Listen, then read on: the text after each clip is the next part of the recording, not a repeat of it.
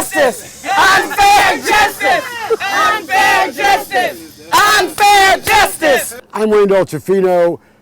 For those who don't know me, I'm president of a Houston-based investigative media firm called Dolcefino Consulting, and my company travels around the country, actually, investigating allegations of corruption, fraud, and injustice.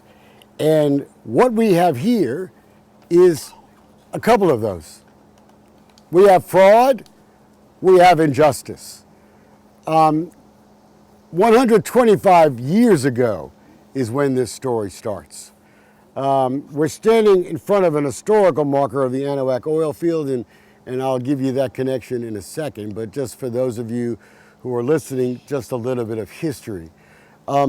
This community 125 years ago was settled by a number of hard-working African-American farmers and their families. But something weird happened. The story we've heard other places. White guys with guns came and stole these people's property. If it was that simple, we all might say, well, you know, we can't recreate history, and we're not recreating history here today. Something happened. People's land, everyone decided to sell their land, supposedly, for a fraction of the cost.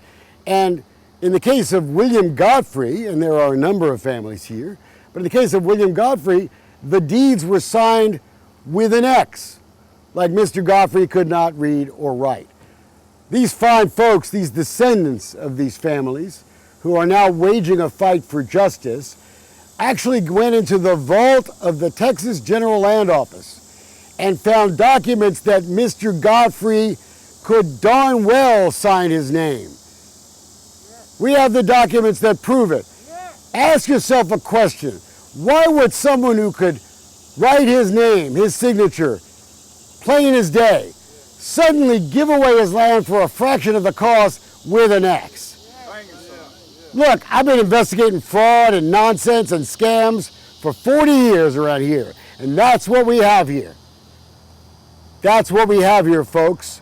This land ended up being rich in oil. That's why we're in front of this historical marker, the Anahuac Oil Field. 177 million barrels of oil have been pumped from the land stolen from their ancestors. We've got to figure out how to deal with this. And look, the historical part of this is obviously about race, right? Black farmers pushed off their land by white guys. But fraud is fraud, right? Regardless of the colors of people's skin. If today someone stole your land, you would want your grandchildren and your great-grandchildren to fight like hell to make it right. So I take race out of this equation. I take race out for this one simple reason. If land was stolen, the title to this land belongs to all these people. Whatever the reason. And they tried to get help from the local officials, but it fell on deaf ears. But to make a long story short, they did everything they could without putting their lives and the lives of their family in jeopardy to try to retain what was theirs. Other people reaped the benefits from these descendants' families that were forced off property because it had precious minerals. I'm not saying they forced them off because they were black, but they were forced off because evidently they weren't supposed to have this. But those who were in authority assisted those who should not have been to unlawfully take the land and make it legal. Because everything that these families had that they signed for and met their obligations for didn't come to anything. Nobody cared.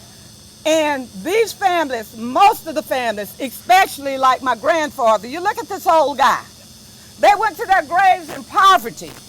And they should have been rich. How many of y'all families should have been rich but went to their graves in poverty? Because of unfairness. These families out here have all leases where they proceeds supposed to be 1/8 of the royalties coming off the land, but no one have received 1 penny.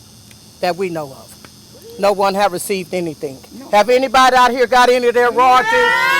No one have received anything. This is unfair. It's unjust. We're asking our dear good friend, Mr. Wayne D'Angefino, who's not afraid of anything, no one or nobody, to continue to show up, show out, and expose it the way he liked doing, because he believed in fair justice. This became a boom in all town, but blacks did not live here. All the blacks that owned property were forced out of the town. And they used to call it White City for a reason, because they said they could not live here unless they were in a servant capacity. Wow. Not as dignified landowners, but as servants. Unfair justice! Unfair justice!